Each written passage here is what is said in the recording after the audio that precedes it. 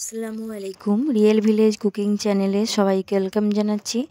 আজকে একটা নতুন রেসিপি নিয়ে আপনাদের কাছে হাজির হলাম। চায়ের সঙ্গে বা কফির সঙ্গে আপনারা এইভাবে নাস্তা বানিয়ে খেতে পারেন। বাজার থেকে না কিনে বাড়িতেই সহজেই বানিয়ে নিতে পারবেন। খুবই মুচমুচে এবং ক্রিস্পি। চলুন তাহলে আপনাদের সঙ্গে আজকে শেয়ার করি। এর মধ্যে এই বাটি মাপ করে 1 বাটি পরিমাণে জল নিয়ে নিলাম। দিয়ে দিচ্ছি সামান্য লবণ এবং জল ভালোভাবে যখন ফুটে উঠবে এর মধ্যে দিয়ে দিচ্ছি একই বাটি মাপে প্রায় এটা আছে 50 গ্রামের মতো সুজিটা ভালোভাবে মিশিয়ে নেব। এখানে গ্যাসের ফ্লেমটা আমি লোতে রেখেছি।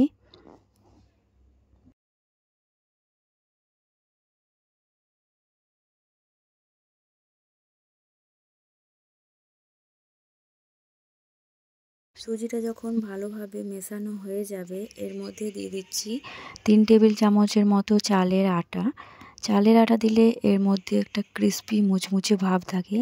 আপনারা তার পরিবর্তে কর্নফ্লাওয়ারও ব্যবহার করতে পারেন। দিয়ে খুব ভালোভাবে মিশিয়ে নেব। আর দিয়ে দিচ্ছি আমি এখানে সেদ্ধ করে ম্যাশ করে নিয়েছি আলু। 2টো ছোটো সাইজের আলু ম্যাশ করে নিয়েছি, সেটা দিয়ে দিলাম। দিয়ে আবারও খুব ভালোভাবে মিশিয়ে নিচ্ছি। এই পর্যায়ে আপনাদেরকে খুব ভালোভাবে মিশিয়ে নিতে হবে।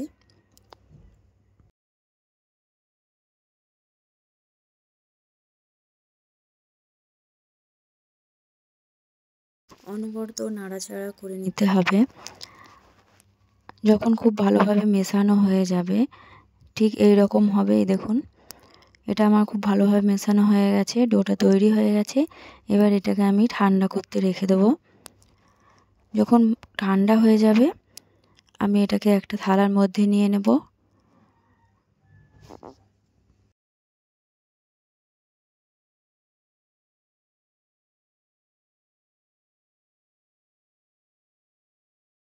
থালার মধ্যে নিয়ে হাত দিয়ে ভালো করে মথে নিতে হবে, একটু মসৃণ করে নিতে হবে। এইভাবে করে একটু ভালোভাবে মসৃণ করে নিতে হবে।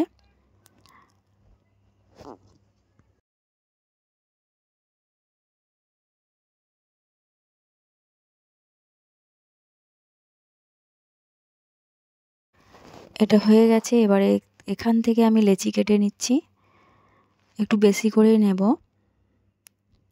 হাতের তালুর মধ্যে দিয়ে এভাবে গোল করে নিচ্ছি। আর নিয়ে নিচ্ছি এখানে পিঁড়ে বেলুনি। দিয়ে দিচ্ছি চালের আটা সামান্য, আর এর মধ্যে দিয়ে আমি বেলে নেব। একটু মোটা করে বেলতে হবে।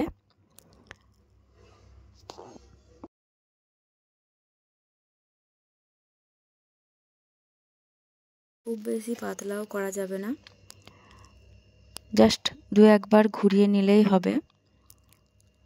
ঠিক এই রকম। আর চাকুর সাহায্যে 4-5টা অংশটা আমি কেটে বাদ দিয়ে দিচ্ছি। এইভাবে করে 4-5টা কেটে বাদ দিয়ে দিতে হবে। মাঝ বরাবর কেটে নেব। দিয়ে ছোট ছোট করে পিস করে নেব।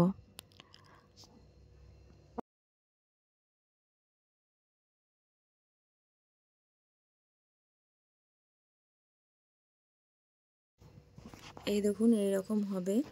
খুব বেশি পাতলাও না, খুব বেশি মোটাও না। এবার মাঝ বরাবর কেটে আমি ছোট ছোট করে পিস বার করে নেব।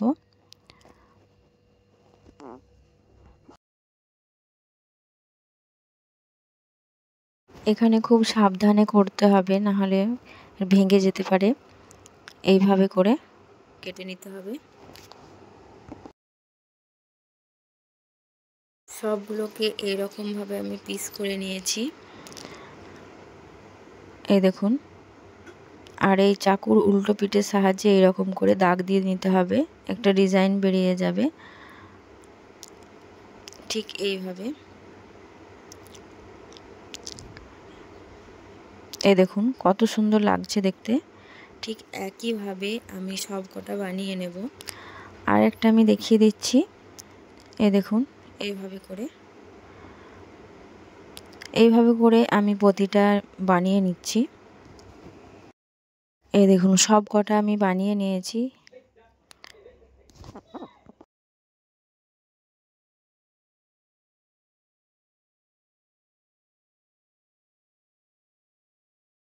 এবার তেলের মধ্যে এগুলোকে ভেজে নিতে হবে।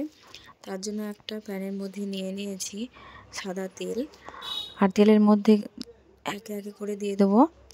গ্যাসের ফ্লেমটা আমি মিডিয়ামে রেখেছি।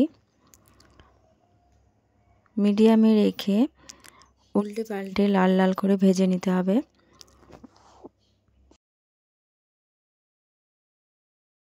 এই দেখুন কালারটা চেঞ্জ হয়ে আসছে। এই পর্যায়ে গ্যাসের ফ্লেমটা লো করে দিতে হবে, নাহলে পুড়ে যাওয়ার চান্স থাকতে পারে। এই দেখুন খুব অল্প সময়ের মধ্যে আপনারা কিন্তু এইভাবে বিকালের নাস্তা বানিয়ে নিতে পারেন।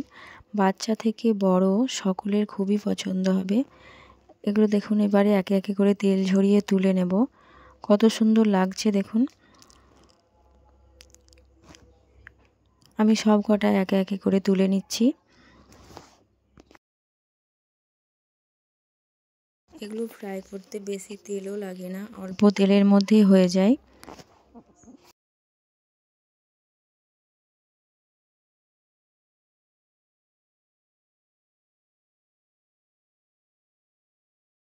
এই দেখুন আমি সব কটা একটা প্লেটের মধ্যে নিয়ে নিয়েছি। কতটা মুচমুচে এবং ক্রিস্পি হয়েছে, আপনারা বাড়িতে না বানালে বুঝতেই পারবেন না।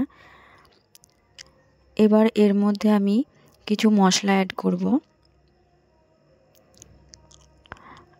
আপনারা আপনাদের পছন্দ অনুযায়ী চাট মশলা, যে কোনো মশলা, ম্যাগি মশলা অ্যাড করতে পারেন। আমি এখানে পাস্তা মশলা দিয়ে দিলাম, এতে করে খেতে খুবই টেস্টি লাগবে। একটা দুটো খেলে মন ভরবে না, আপনাদের বেশি করে বানাতে হবে, এতটাই মজাদার হয়। বাচ্চা থেকে বড় সকলের খুবই পছন্দের।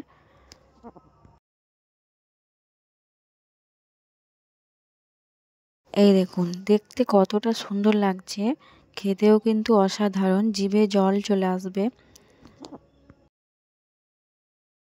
তাহলে বন্ধুরা আপনারা দেরি না করে বিকেলের চা বা কফির নাস্তাতে আপনারা এইভাবে স্ন্যাক্স রেসিপি বানিয়ে নিতে পারেন খুব সহজভাবে, খুব অল্প টাইমের মধ্যে।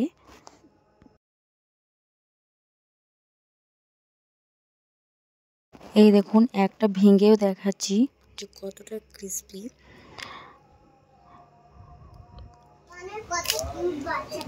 খুবই মুচমুচে এবং ক্রিস্পি।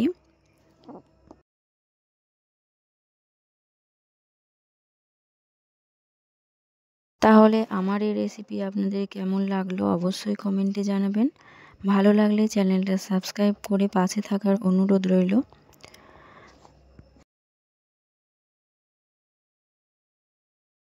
বাজার থেকে ভেজাল কুরকুরে চিপস না কিনে এইভাবে আপনারা বাড়িতে ট্রাই করে দেখুন, খেতে খুবই ভালো লাগবে।